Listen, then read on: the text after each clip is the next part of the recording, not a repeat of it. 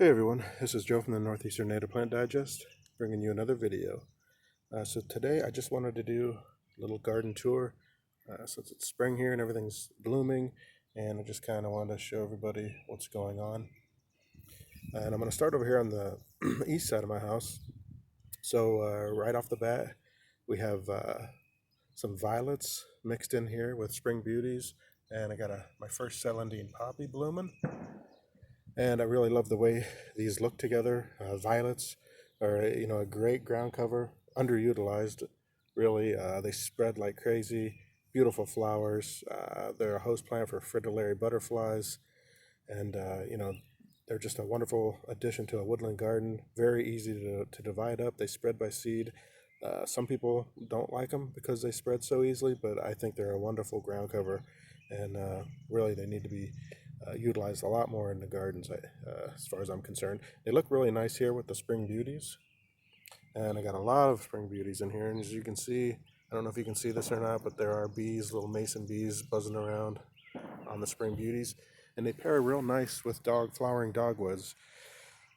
So my Cornus Florida's starting to bloom here, and really looks nice. I love the way these two look together.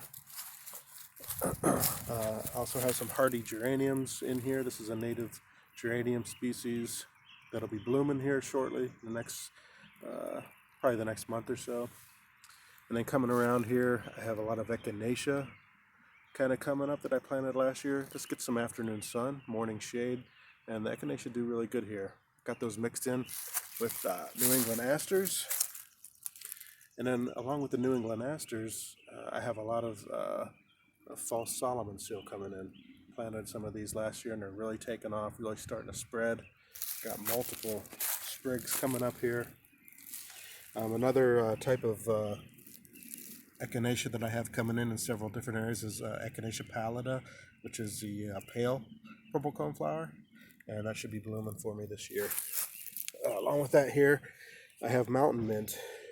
Mountain mint is a wonderful pollinator plant. According to the name, of course, it's in the mint family, so it's very aromatic when you smash up the leaves. It does spread.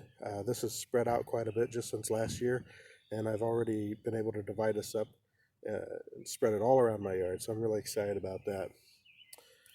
And then also got May apples coming in. I got these coming up in various areas throughout the yard. And then another one of my favorite ground covers that I want to talk about is green and gold. This is Chrysogonum virginianum, a wonderful native ground cover, super easy to propagate. Gets nice little yellow flowers on it. I may do a video on it coming up when it's in bloom. And this is the Dutchman's breeches. Got some bugbane coming up here. Got a lot of euchera coming up along with ferns. Some dicentra coming up. More ferns. This one just started blooming today. Let's see if I can get a bit close up. This is shooting star, nice spring ephemeral. I divided this up last year and got a second plant. It's planted next to a chartreuse bleeding heart. Nice little contrast there. Phlox. More phlox. I got some dwarf goat's beard. Got some Indian paintbrush down here. It's starting to come up. And then coming back around, I got more euchera, some more phlox. I just transplanted some phlox. More violets next to the goat's beard. And then that's all kind of going to complement this white dogwood that I have here. Some more celandine poppy. Some Ohio spiderwort. More echinacea coming in. So this whole area when I moved in here was Pachysandra and English ivy. I ripped it all out and just been focusing on putting in native plants. Got a little path coming out here with a little bench, and then it comes out into the backyard. I just put this arbor in and then coming around back here, sweet pepper bush. And I want to talk about another one of my favorite ground covers. This is Iris cristata, dwarf crested iris. This is another beautiful ground cover that's going to get purple violet irises on it. It's very easy to spread around, divide up every few years, just like a normal violet, just like a normal iris, I mean. So this is a great ground cover. So, so when you come out here, you're gonna have this. What I'm gonna do is actually bring these rocks out a little bit more of an arch to meet the end of this arbor. Now this arbor, I'm going to have, this is Clematis virginiana. This is our native species of clematis. That's going to be growing up this trellis. And, you know, it's pretty vigorous vine, so it shouldn't take it too long to take this up to grow up the trellis. A couple other small things that I planted this year. I don't know if you can see this or not, but this is a Princeton elm. And I may do a video on this at some point, but you know, elm trees were once one of the most prominently planted street trees in America, up until the Dutch elm disease wiped it out. But the Princeton elm was a variety that was found, I think, in the 1920s, somewhere in there, and it has a very high resistance to Dutch elm disease. So it's been cultivated, and so I'm going to give it a try here. This is a fast-growing tree. It's gonna, once it gets established, it should go 2 to 3 feet a year. Host plant to many butterflies, and it's also really the preferred nesting site for Baltimore Orioles, which is one of the reasons I planted this.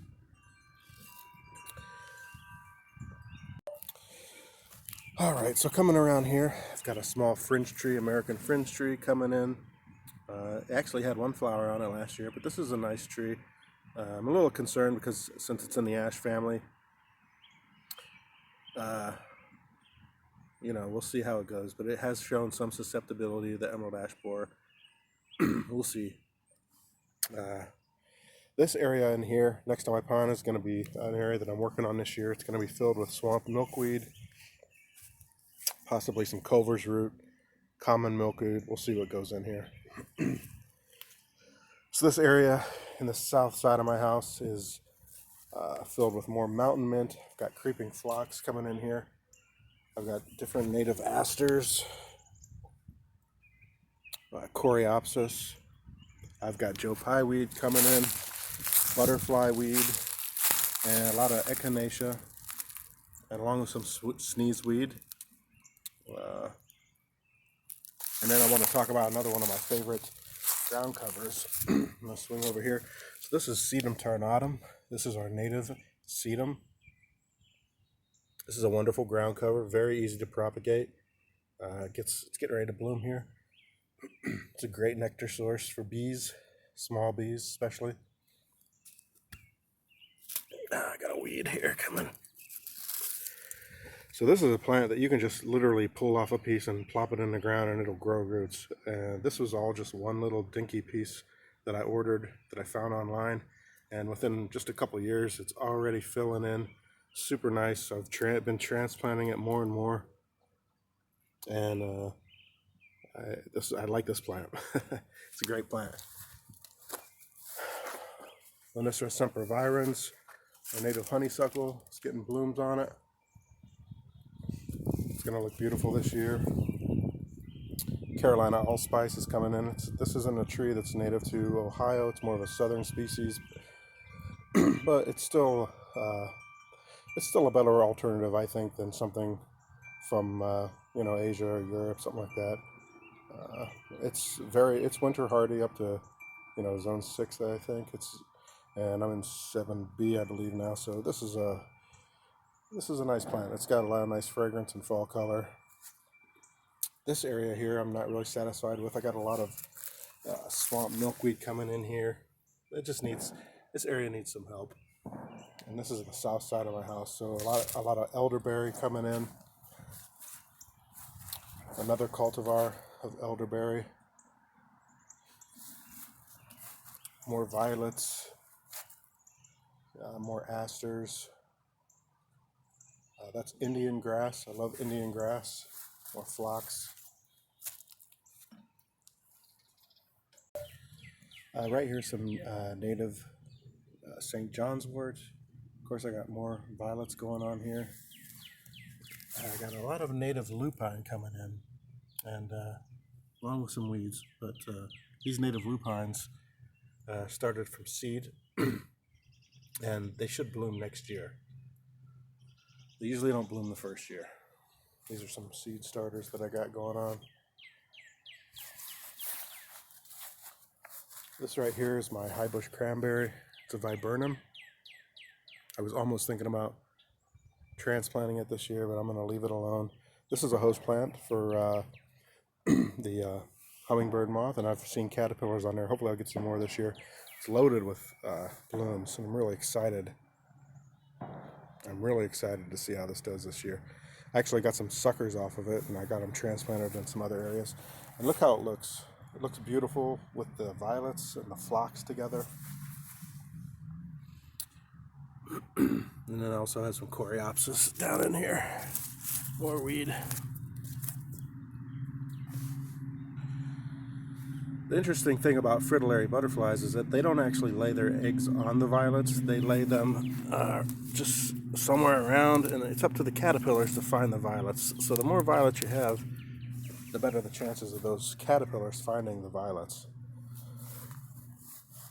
So this is in the west side of my house. This is a work in progress. My original vision here was to be all butterfly weed. And I've kind of, I'm thinking what I'm going to do here is butterfly weed, purple coneflower, and lead plant. And I actually have some of that going on here. Here's a lead plant. It's just got some new growth showing on it. I want to get a couple more. Lead plants are nitrogen fixer. They're good to improve the soil. It's actually more of a shrub than a perennial.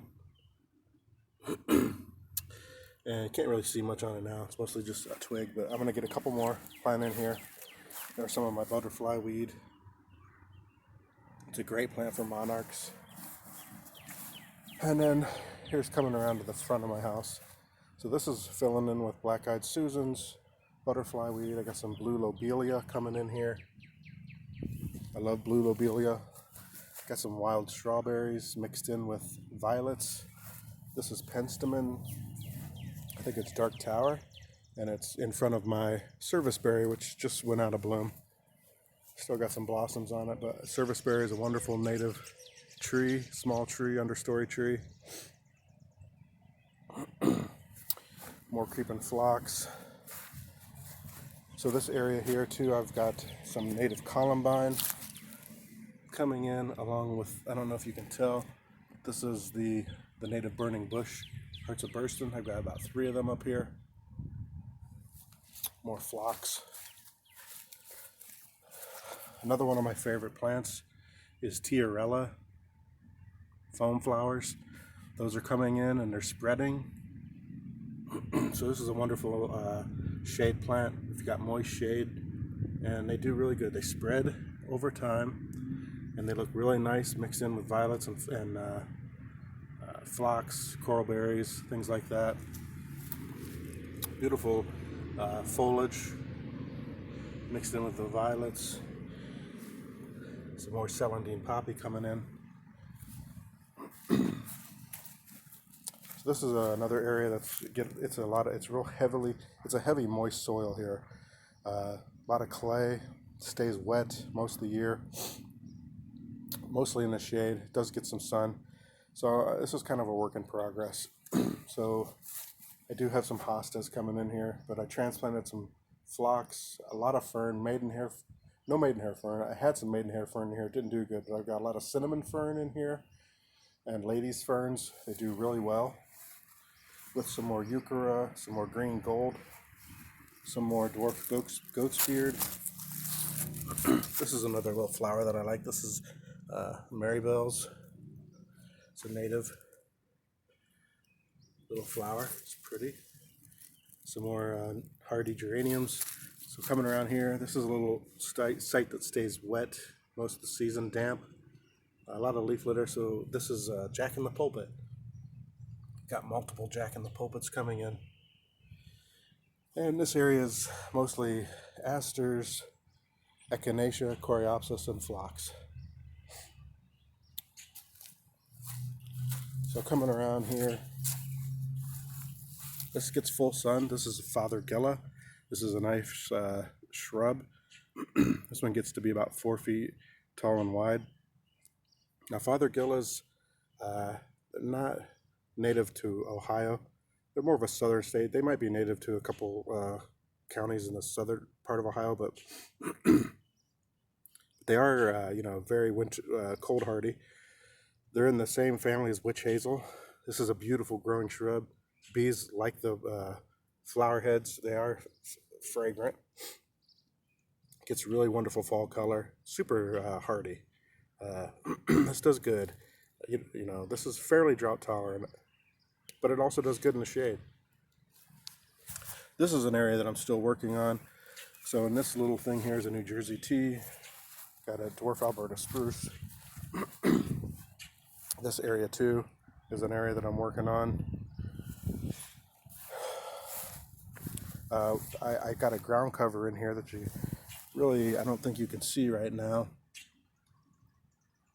Another New Jersey tea coming in here, but the ground cover right here is, I don't know if you can see that, it's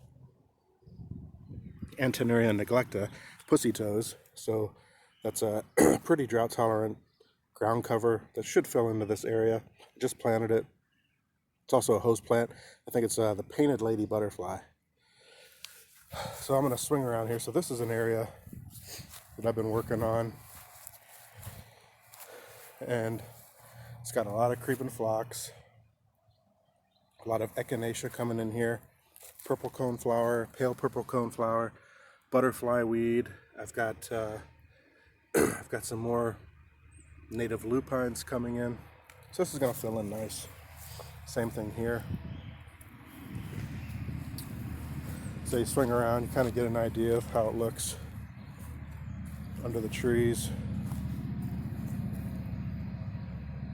This is a native thimbleberry. It's a native raspberry. And this area is still a work in progress. This is our native snowberry. So this is kind of how this looks right now. And then I got a couple trees I'll show you real quick. So this is a Washington hawthorn. I love hawthorns. I just planted this a couple years ago. It's starting to take off. It's in the rose family. This is Tilia americana, American basswood. So this will be coming in this year and hopefully starting to take off. And then I got a lot more that I could show you, but I'll do that in another video. Just want to finish it off by talking a little bit about this tree I just planted. This is Cerces canadensis redbud. I got 4 of these now, and this is going to get to be about maybe 30 feet tall and wide. They're just coming into bloom now. This is a great nectar source for bees in the early spring. And there you go. So there's a quick tour of what's been going on. And I'll be doing a lot more videos this year, especially focusing on individual plants. Maybe talk about things that haven't worked out for me and things that have worked out for me. So there you go. And I hope you like this video. Give it a thumbs up, and hope everybody has a happy day gardening. Bye.